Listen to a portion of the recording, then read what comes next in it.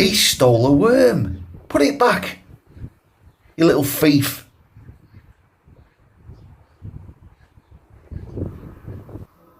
This bed is the last one of the 4 which are between the shed and the strip where we have 2 big black currant bushes. The last one of the 4 that hasn't got anything planted in it yet. The one to the right of this one, as you can see, it's got some overwintered garlics in, a full bed of that. And then the one to the left, and then the other one that's next to the black currant bushes, they've got potatoes in. So this one, I'm tamping the soil down after I've hoed it, just to take the weeds off the top, tiny little weeds, because I had already weeded it a week or 2 ago. I'm tamping it down with the back of a rake because I'm sick of our lovely, soft, loose soil being used as a cat litter for all the cats that live in the houses that border our allotment. And our plot is right next to the back of a few houses. So the reason I'm doing this is to try and sort of like just make it a bit firmer, because cats will do their business and then cover it over with loose soil, because cats are a bit lazy, so they like the soil to be loose. So I thought if I just firm it down a bit, it might prevent the cat problem. That bed's ready for planting now. I'll come back to it later on in this video. Where I haven't got time to fully dig out the dandelion with its root, I'm just spending a quick minute walking around picking off the flower heads so that they don't go to seed and spread. Other allotment holders do not like it when you let dandelions go to seed. We were very lucky at the allotment that when we took the plot over, we inherited 2 greenhouses from the previous plot owner. So one of them we used to grow in, and the other we use as our potting greenhouse. So what I'm doing now in the potting greenhouse is I'm transplanting or potting on our chilli and sweet pepper plants. Now I could plant them out straight into the growing greenhouse, because the fact that they've been living in the potting greenhouse says to me that they're coping with the temperature drop at night. They're doing really well, they're continuing to grow. In fact, 1 or 2 of the chilli plants have even started to form flower buds. I'll explain in a short while why we're still keeping them in the potting greenhouse. So now I've got the bigger pots ready, I'm going to stand them in something which I can pour water into. There's nothing special about the compost I'm using, it's just a general multi-purpose proprietary compost. Making a hole now in the newly filled pot of compost, so that when I take this Asti sweet pepper plant out, I'll be trying to get as many of the roots still intact on that plant as possible, so the hole I've made just gives me a little bit of space to put those roots into.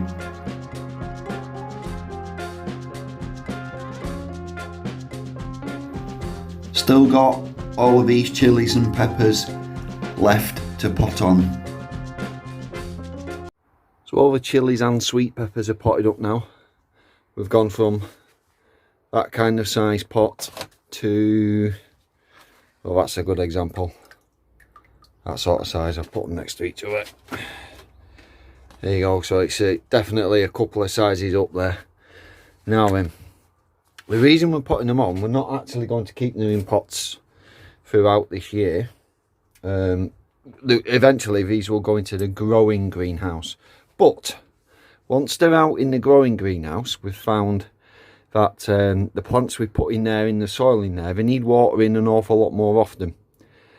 So by keeping them in these pots, standing in trays of water, they don't need watering as much. So for now, we'll just bide ourselves a little bit more time by potting them on until they finally get planted out. But we've got a right mixture. I started all these back in January, I think it was. We've got habaneros, Asti, a mixture of chilies and sweet peppers, Anaheim, purple beauties, orange sun.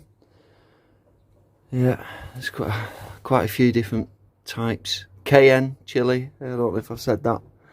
Got a couple of those. Yeah, so fingers crossed they all keep doing alright. Chilies and peppers, for now, done. I watched a recent video from Gardening at 58 North a day or two ago, and he's getting his parents' vegetable plot ready, and he had an enormous pile of stones and bits of broken crockery and all the kind of detritus that ends up in your soil over the years, and he put it to one side. So as a little homage to him, because I like his channel, there's my little pile of stones just from some very light hoeing of where I'm going to be putting the last of the onion sets. Do you know what, actually, it's not a bad thing for me, because, in fact, let's go on a little walk. Those stones, I can put them on these paths in between the raised beds. Now, a few years ago when we first got the plot, we got a load of wood chip, and as you can see, that's well started to rot. It's what it does. And grass and dandelions and stuff like that, they're all growing through it now, and it's a bit of a nightmare trying to weed it, because say like that clump of grass there, if you were to pull that up, you'd have a huge disc around it of all the decomposing wood chip material. As the roots have bound their way into it, you're literally just pulling up all the floor surface. So we do have plastic bags and what have you underneath. In fact, here, can you see, I'll get out the shadow, and you see that we have got plastic sheeting, that kind of thing underneath, but the weeds are growing in the material that we put on top of it, because that's what it does. We've basically created a nice little compost by using the chipped wood. So I'm not complaining, it is to be expected. I mean, we have had a good couple of years out of it, relatively weed free, but until we get another huge delivery of wood chip from our local council, which, by the way, when we got the deliveries last time, I did make a video about it a couple of years ago, but when we got those deliveries, people didn't realise it was just for us that we'd paid for it, and quite a few different allotment plot holders were helping themselves to it on the occasions when I wasn't up here, because you can only do so much by yourself at once, can't you? So yes, it was a little bit annoying, but right, let's get cracking on. Competition time. You get 50 "You Are an Amazing" subscriber points for every tadpole you can spot in this shot. Get counting! Back to the bed that I tamped down with the rake before. I'm now ready to get stuff planted out. We've got one last bag of 75 sturon onion sets left, and from another bag that we had, because we've gone full hog on the onions this year, from another bag we had a few in pots that I'd just started off to get some roots on them and a little bit of growth as an early head start. So first of all, I'll plant out what we have in the pots, and then I'll start putting the sets in. Now, the width of this bed, I've gone for 3 rows down the length of the bed, if that makes sense. I could have possibly gone to 4 or 5 rows squeezed into that width, but by giving them more space between each onion or between each row, what it means is hopefully we'll get slightly larger onions. Now, I really hope I'm wrong about this. It's just a kind of prediction I've had, and I really, again, I'll say I hope I'm wrong, but I think with the lack of people going out to work, including in that work are people on farms that plant and grow food that we eat when we buy it from shops. I think because of this corona situation, it possibly might lead to certain food items being in short supply. So rather than putting all my onions in one place, I've spread them out, and I've also got several different pots at home in my back garden where I'm also planting onions.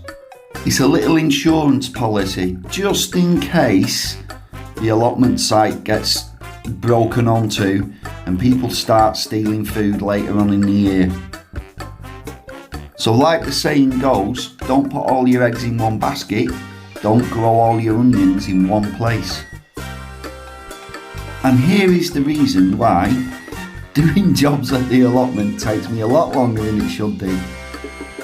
Not necessarily that butterfly, it's the fact that I saw that butterfly, I stopped what I was doing, I was like, oh that's nice, I'll go and film it, I'll go and watch it for a bit. I'm very good at getting sidetracked.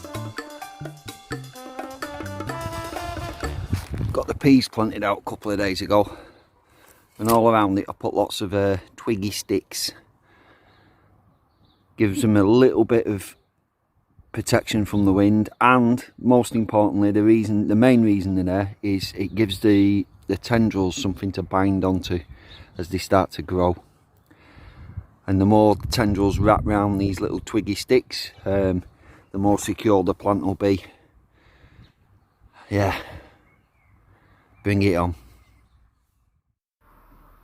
These calendulas growing near the pond have self-seeded from last year.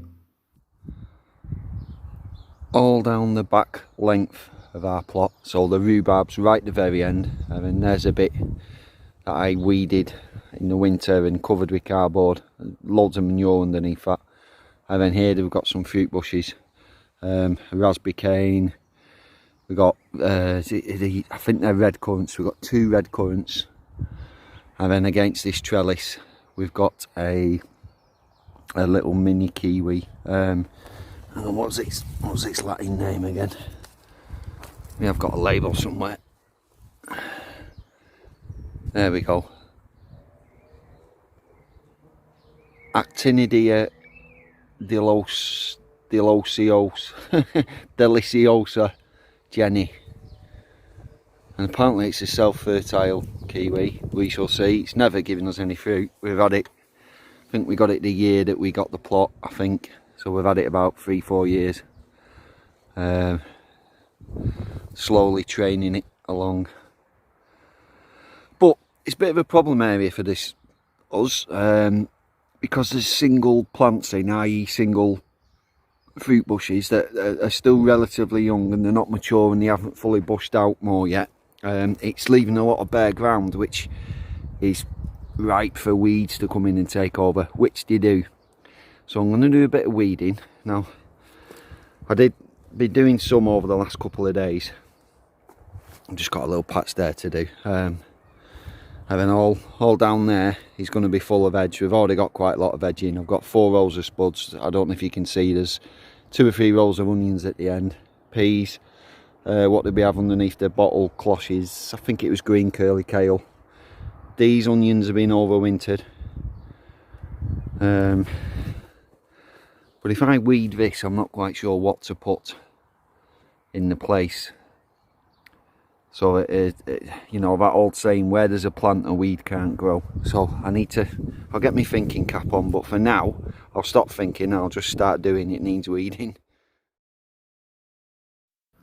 It took a while, but I finally got the full length of the very back strip weeded. Done. Finally done. Got loads of roots out of it. That water butt is the water butt that I rot stuff in. It's pretty much full. If it rains anytime soon, we're in trouble because it's all going to flood and go all over the paths and everything. But it's done. So it's nice to see the red currants again, actually, in the full glory.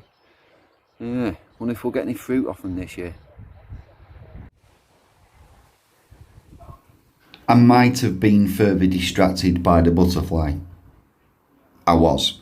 Right, thank you very much for watching, guys. Take care of yourselves.